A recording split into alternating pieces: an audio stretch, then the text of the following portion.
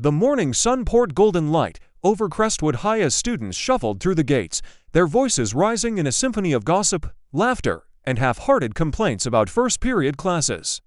In room to be, silence still lingered, interrupted only by the scratch of chalk on the blackboard as the new English teacher, Miss Alara Vance, finished writing the day's agenda. Her handwriting was neat, fluid, and confident, but her fingers trembled slightly. First impressions mattered. This was her first teaching job, her first real step into adulthood after years of dreaming, studying, and sacrificing. At 26, Alara looked much younger than she was slim, with gentle features, a soft voice, and kind eyes behind simple glasses. She had been bullied mercilessly in school for those very traits. But she had also learned how deeply a teacher's kindness or cruelty could affect a student. She vowed that no one in her classroom would ever feel as invisible or ashamed as she once had. Her chest swelled with quiet determination. But Crestwood High wasn't known for compassion. Especially not in Class 1OC. The door burst open at exactly 8:01 a.m., followed by a loud thud and the echoing laugh of Connor Mays, the undisputed alpha of the class. Behind him trailed Mia, Roxy, and Jaden, choosing that smug air of inherited privilege and practiced cruelty. Together, they ruled the classroom like it was a stage for their own twisted drama. Look what we have here, Connor sneered, eyeing Miss Vance with a slow, theatrical glance. Our new babysitter. Giggles rippled through the room. Alara turned from the board, offering a warm smile despite the lump forming in her throat. Good morning, everyone. I'm Miss Vance, your new English teacher. I'm really excited. Did she just say excited? Mia interrupted. She clearly doesn't know what class she's stuck with. More laughter. Jaden leaned back in his chair and muttered just loud enough, probably straight out of some teacher fantasy camp. Alara's heart pounded, but she didn't flinch. Yes, I am excited, because I believe every one of you has something powerful to say. That's what writing is all about, and I can't wait to help you say it. Some students shifted uncomfortably at the sincerity in her tone. Others just smirked. Roll call began, but before she could even get through 5 names, Connor whispered something to Jaden, who stood and made his way toward the front. What's your name, teach? He asked, his voice oozing with mock curiosity. Miss Vance, she replied cautiously. Jaden glanced back at Connor, who gave him an exaggerated thumbs up. Then, without warning, Jaden reached out and tore at her blouse. A button popped.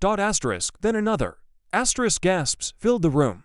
The front of her shirt gaped, revealing the pale skin of her collarbone and the delicate scar that ran across it, a reminder of a surgery she had undergone after a panic attack in college had led to a fall. Alara froze. For a breathless moment, the classroom went completely still. Then someone laughed. And that laugh gave way to others. Louder. Uglier. Elara clutched her shirt closed with trembling fingers and turned away, her vision blurring with tears. She didn't shout, she didn't storm out, she stood very still, breathing deeply, holding her pain inside like a fragile glass. Then she picked up her clipboard and, in a voice that barely shook, said, Jaden Harris, you may take your seat. Confused. Murmurs. Connor frowned. Jaden blinked. Wait. That's it, Roxy whispered. But Alara's eyes had changed. No longer warm, no longer soft, they were steady now, ice over fire. She didn't speak again until everyone was seated, watching her warily. Then she walked to her desk, removed a small folder, and handed a sheet of paper to each student. I was planning to ease into class, she said, her voice calm but cold. But plans change. Today, we begin with an essay. Prompt: the day I lost control. Minimum 800 words. No excuses, no bathroom breaks. What? Mia whined. You can't. I can. And I will. This is your only chance to write it. Anyone who doesn't finish will be given an automatic 0, and I will personally email your parents and the principal. But. You tore my shirt, humiliated me, and turned a classroom into a circus. Now sit and write. And they did. There was something about her voice, its quiet command, that made even Connor pause. The laughter was gone. The games paused. Even Jaden looked suddenly small in his chair. Asterisk for the next 40 minutes, the classroom was dead silent except for the sound of pencils scratching paper. Asterisk Alara sat at her desk, repairing her shirt as best as she could with safety pins from her bag. Her fingers still trembled, but her eyes were dry. She had taken control back not with anger, but with truth. Now, she would find out who these kids really were. Asterisk when the bell rang, she collected every paper without a word. Asterisk that night, Alara read every essay. Asterisk Jaden's was sloppy, barely coherent, filled with sarcasm, but buried in it was a sentence. I don't know why I do things like that. I think I want to feel powerful, but I always feel worse after.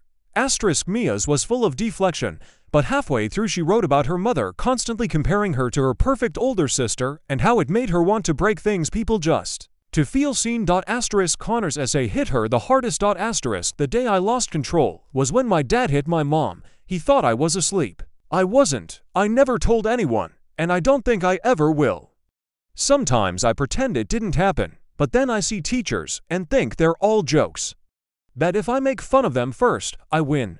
Asterisk Alara finished the last paper just before midnight. She sat back in her chair, tears silently slipping down her cheeks. These weren't monsters, they were broken children hiding behind masks of cruelty. And in that moment, she made a decision. She wouldn't leave, she wouldn't transfer.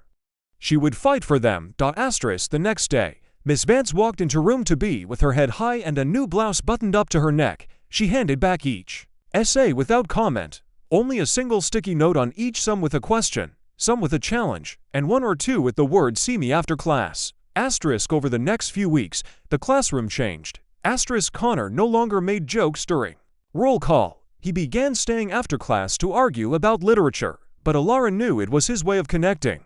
Asterisk Mia wrote poetry. Beautiful, angry poetry. Alara told her she had a voice worth listening to. That seemed to shock Mia more than anything. Asterisk Jaden had the hardest time.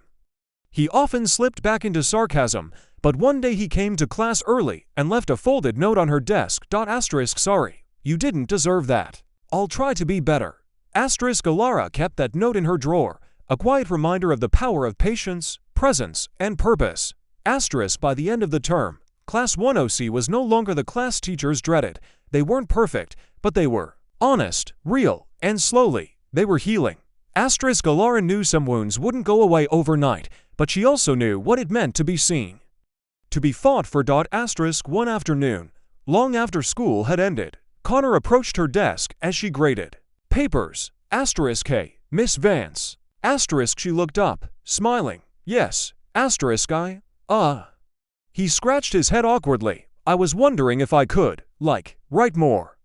Not for class, just for me, you know? Asterisk her heart swelled. Asterisk of course, Connor, she said, write as much as you want. Asterisk he grinned sheepishly and left, but not before adding, oh, and thanks for not giving up on us. Asterisk she watched him go, blinking back emotion.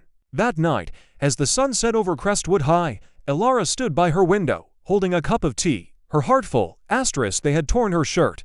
Asterisk but they couldn't tear her spirit. Asterisk and in the end, the bullies who had tried to break her were the ones who begged for forgiveness, not because they were forced to, but because they had finally learned what it meant to feel. Asterisk what it meant to care. Asterisk and that was the lesson they would never forget. Asterisk.